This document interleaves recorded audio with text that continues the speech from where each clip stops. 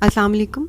اپنی تربیت کیسے کریں کتاب ہم پڑھ رہے تھے اور اس میں ہم دوسرا باب شروع کر چکے ہیں۔ اب تربیت آسان ہے، بالکل بس میں ہے، اور اسی کی جو ہے وہ کنٹینیوٹی میں ہمارا ٹاپک ہے آج، رحمت و عدل الہی کا تقاضا۔ اللہ تعالیٰ کی رحمت و عدل سے جہاں یہ بات بعید تھی کہ وہ ہم کو جنت کی دعوت دیتا اور ہم سے جنت کی طرف دوڑ لگانے کا بھی مطالبہ کرتا ہے۔ اس سلسلے میں 2 آیات ہیں۔ اور اللہ اپنے اذن سے تم کو جنت اور مغفرت کی طرف بلاتا ہے، یہ سورہ بقرہ کی آیت ہے۔ اور اللہ تمہیں دارالاسلام کی طرف دعوت دے رہا ہے، اسی طرح دوڑ کر چلو اس راہ پر جو تمہارے رب کی بخشش اور اس جنت کی طرف لے جاتی ہے۔ یعنی بات کیا کی جا رہی ہے کہ صرف جنت کی دعوت نہیں دے رہے اللہ تعالیٰ، بلکہ جنت کی طرف دوڑ لگانے کا مطالبہ بھی کر رہے ہیں، اور یہ رحمت و عدل الہی کا تقاضا ہے، یہ بتانے کی کوشش کی گئی ہے اس پیراگراف میں۔ اور ساتھ ہی اس راہ کو اتنا دشوار گزار بنا دیتا ہے کہ چل نہ سکتے۔ وہاں یہ بات اور بعید تر تھی کہ وہ ہمیں امتحان میں ڈالتا اور اس کے لیے اس طرح ڈالتا کہ ہم ناکام ہو جائیں۔ کیا ایک ماں اپنے بچے کو آگ میں ڈال سکتی ہے؟ ایک عورت نے حضور صلی اللہ علیہ وسلم سے پوچھا، حضور آپ دیدہ ہو گئے؟ اور فرمایا، نہیں، مگر لوگ اس کے سوا دوسرے خدا بنا لیتے ہیں۔ خود اللہ تعالیٰ فرماتا ہے، آخر اللہ کو کیا پڑی ہے کہ تمہیں خام خواہ سزا دے؟ اگر تم شکر گزار بندے بنے رہو اور ایمان کی روش پر چلو، اللہ بڑا قدردان ہے اور سب کے حال سے واقف ہے۔ تربیت کا کام شروع کرو تو اسی یقین کامل اور بھرپور اعتماد کے ساتھ شروع کرو کہ راستہ آسان ہے۔ اللہ نے تمہیں ناکام ہونے کے لیے اس امتحان میں ہرگز نہیں ڈالا ہے، نہ وہ تم کو ناکام ہوتا دیکھنا چاہتا ہے، نہ تمہیں عذاب دے کر اسے کچھ ملے گا۔ یہ یقین بھی کہ تم سے جو مطالبہ ہے، خاص ہو یا عام، جس آزمائش میں ڈالے جاؤ تمہیں وہ سب کچھ دیا گیا ہے جس سے تم وہ مطالبہ پورا کر سکو اور اس آزمائش سے کامیاب نکل سکو۔ آسانی کے پہلو، فطرت انسانی سے مطابقت۔ آسانی کے پہلو بے شمار ہیں، ہم 3 پہلوؤں کی طرف توجہ دلائیں گے جن کو یاد رکھنا ضروری ہے۔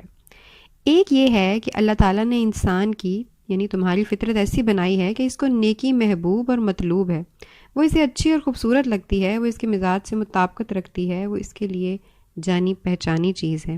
انسان کتنا ہی برا اور بدکار ہو، وہ پھر بھی سچائی اور ہمدردی، حسن اخلاق، عدل، دیانت، امانت، وفا جیسی چیزوں کی تعریف کرے گا۔ ہر انسان بے گناہ قتل، ظلم و زیادتی، بدزبانی، حسد جیسی چیزوں کو ناپسند کرے گا۔ جب تم نیکی کرتے ہو تو تمہارا دل خوش ہوتا ہے، تمہیں اطمینان نصیب ہوتا ہے۔ جب تم برائی کرتے ہو تو تمہارے دل میں خلش ہوتی ہے، اس کو زنگ لگ جاتا ہے، تم اپنی نگاہوں میں گر جاتے ہو۔ رسول اللہ صلی اللہ علیہ وآلہ وسلم نے ایک صحابی کو نیکی اور برائی کی تعریف انہی الفاظ میں بتائی۔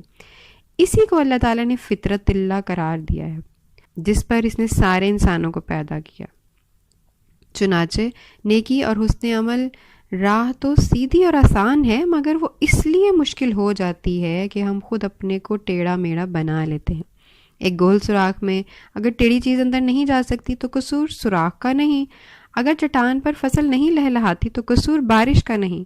اگر ہم اپنے قلب و فطرت کو سلیم بنا لیں تو الیسرا پر چلنا ہمارے لیے آسان ہوگا۔ اس لیے قرآن مجید نے بڑے بلیغ اور معنی خیز انداز میں یہ فرمایا ہے کہ فَسَنُيَسِّرُهُ لِلْيُسْرَى، لیل کی آیت ہے، ہم انسان کو آسان کر دیتے ہیں الیسرا پر چلنے کے لیے۔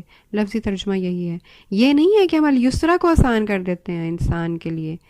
قلب کو سلیم بنانے کا نسخہ بھی بڑا آسان ہے جو ہم اپنے مقام پر بتائیں گے۔ دوسری آسانی، ساری زندگی تربیت گاہ ہے۔ آسانی کا دوسرا پہلو یہ ہے کہ اللہ تعالیٰ نے ساری زندگی اور ساری کائنات کو تربیت گاہ بنا دیا ہے۔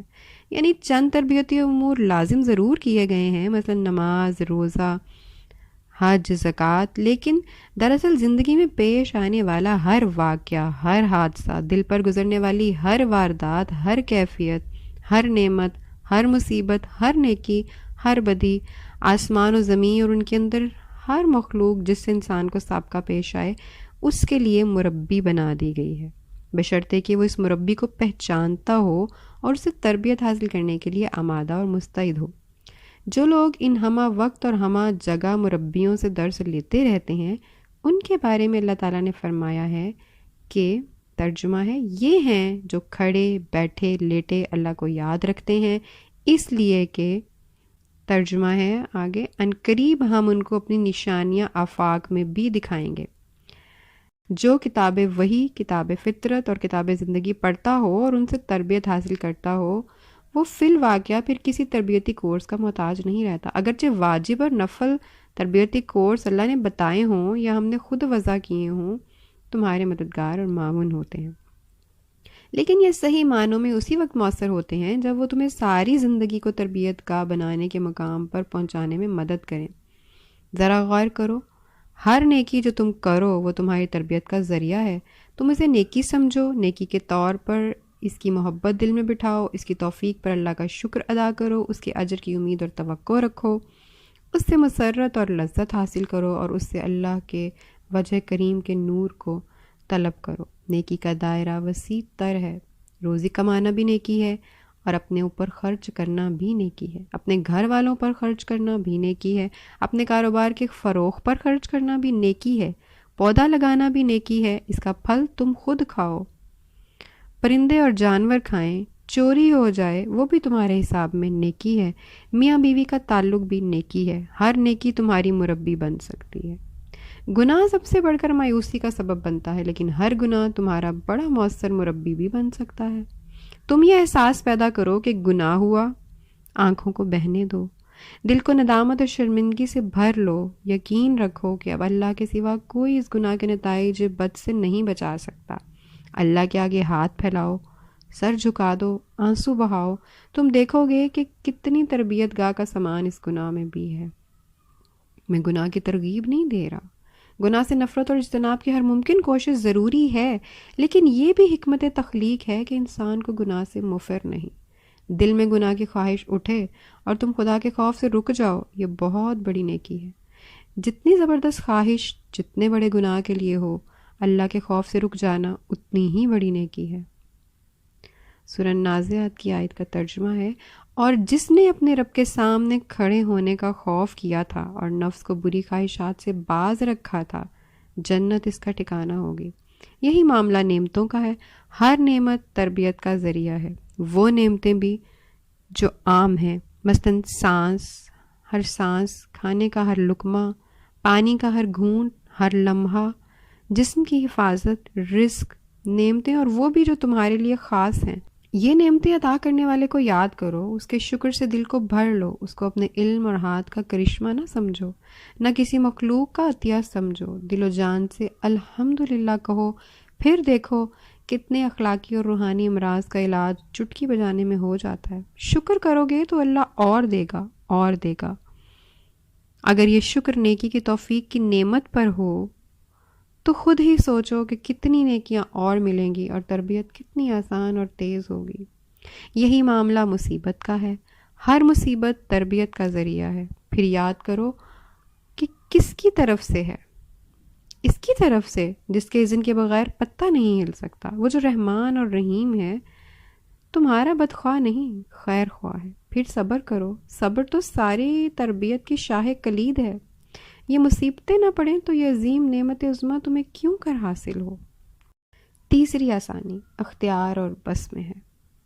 آسانی کے تیسرے پہلو کو یوں دیکھو کہ اللہ تعالیٰ کی رحمت و عدل سے یہ بات بعید ہے کہ وہ تمہیں ایسا حکم دیں جس کو بچا لانے کی تم میں سکت نہ ہو، یا تمہیں ایسے امتحان اور آزمائش میں ڈالیں جس میں پورا اترنے کی تم میں طاقت نہ ہو۔ یہ امتحان کے تقاضوں کے بھی خلاف ہے۔ اس سبق کا امتحان کیسے ہو سکتا ہے جو پڑھایا ہی نہ گیا ہو؟ اس ناکامی پر مواخذہ یا سزا کیسے نصیب ہو سکتی ہے جو ایسے کام میں ہو جو اختیار اور بس سے باہر ہو؟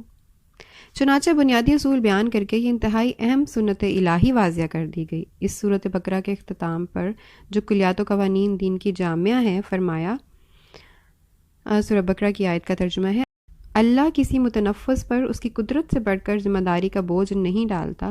ہر شخص نے جو نیکی کمائی ہے اس کا پھل اسی کے لیے ہے، اور جو بدی سمیٹی ہے اس کا وبال اسی پر ہے۔ یہ اصول متعدد مقامات پر واضح کیا گیا ہے۔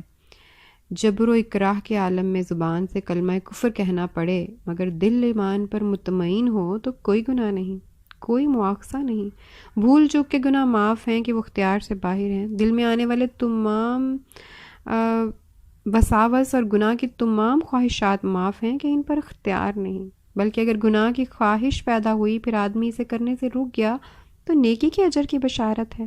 دل کی کیفیات اور ان کے تار چڑھاؤ پر کوئی مواخذہ نہیں کہ وہ بھی بس میں نہیں۔ قیام اللیل کی فرضیت دائرہ اسلام وسیع ہوتے ہی اس لیے ختم کر دی گئی کہ اللہ نے جانا کہ تم اس کو پورا نہ کر سکو گے، سو تم پر معافی بھیج دی۔ اب پڑھو جتنا قرآن آسانی سے ہو سکے۔ اللہ تعالیٰ نے ہدایت نازل فرمائی کہ ترجمہ ہے اللہ تعالیٰ سے تقویٰ کرو جیسا کہ اس سے تقویٰ کرنے کا حق ہے۔ یہ سن کر صحابہ کرام رضی اللہ عنہم کانپ اٹھے، کس کے بس میں ہے کہ اللہ سے تقویٰ کا حق ادا کر سکے؟ چنانچہ تشریح فرمائی گئی، فاتقوا اللہ ما استطعتم، اللہ سے تقویٰ کرو جتنا بس میں ہے۔ تقویٰ کرنا سیکھنا ہی تو ایک لحاظ سے تربیت کا حاصل ہے۔ چنانچہ ہم بآسانی کہہ سکتے ہیں کہ اپنا تزکیہ کرو، اپنی تربیت کرو جتنی تمہاری استطاعت ہو، جتنی کر سکو۔ اس سے زیادہ تربیت کا مطالبہ نہیں، اس سے زیادہ تربیت جنت حاصل کرنے کے لیے لازم نہیں کی گئی۔ نبی اکرم صلی اللہ علیہ وآلہ وسلم جب اطاعت و جہاد کی بیعت لیا کرتے تھے تو خاص طور پر بحد استطاعت کے الفاظ کا اضافہ ضرور فرمایا کرتے تھے۔ چنانچہ جن فرائض کو اللہ تعالیٰ نے واجب کیا ہے یا جن چیزوں کو اس نے حرام کیا ہے ان کو بجا لانا یا ان سے رک جانا بالکل تمہارے بس میں ہے۔ یہ کبھی اختیار سے باہر نہیں ہو سکتا، وہ عبادات اور جہاد ہوں، کھانے پینے کی اشیاء ہوں، اموال ہوں، یا اخلاق و معاملات کے دائرے میں افعال ہوں، مثلا ایفائے عہد، عدل، احسان، صلہ رحمی وغیرہ، یا حسد، تجسس، بدزنی، غیبت وغیرہ۔ اگر تم اطاعت نہیں کر پاتے یا تمہارے نفس نے مجاہدہ، ریاضت اور محنت سے بچنے کی خاطر کوئی عذر تراش رکھا ہے یا تم واقعی مجبور ہو، ان تمام معاملات میں نہ کسی مفتی کا فتویٰ کام آئے گا، نہ کسی انسان کو مطمئن کر دینے سے دامن چھوٹ جائے گا۔ سوچنا یہی چاہیے کہ کیا اللہ تعالیٰ کو جو عالم غیب الشہادہ ہے تم اپنے اندر کے عذر سے مطمئن کر سکو گے؟ اگر مجبوری حقیقی ہوگی تو وہ اللہ کے ہاں قبول ہوگی، نہ تم سے مواخذہ ہوگا، نہ تربیت میں نقص آئے گا۔ اللہ کے نزدیک مقبول نہ ہو تو کوئی فتویٰ اور کوئی انسان تمہارا بوجھ نہ اٹھائے گا۔ دیگر معاملات میں جو اوامر و منہیات میں سے نہیں، یہ سوچ اور کردار تمہارے لیے راہ کو آسان کرے گی۔ چنانچہ تربیت کی راہ پر اس یقین کے ساتھ آگے بڑھو کہ کوئی ایسی چیز تمہاری جنت کی راہ کھوٹی نہیں کر سکتی اور اس کو نہیں کرنا چاہیے، یا کوئی ایسی چیز جنت حاصل کرنے کے لیے ضروری نہیں ہو سکتی اور اسے نہیں ہونا چاہیے جو تمہاری استطاعت اور اختیار سے باہر ہو۔ یہ یقین تمہاری تربیت کی راہ کی ان بے شمار دشواریوں کو آسان کر دے گا اور ان گونا گو فتنوں کا ازالہ کر دے گا جن کا شکوہ اس راہ کے راہی اور سالک کثرت سے کرتے رہتے ہیں۔ میرا خیال ہے اس کو یہاں پر ختم کرتے ہیں آج کے پارٹ کو، باقی جو ہے وہ ہم اگلے کے لیے رکھتے ہیں انشاءاللہ۔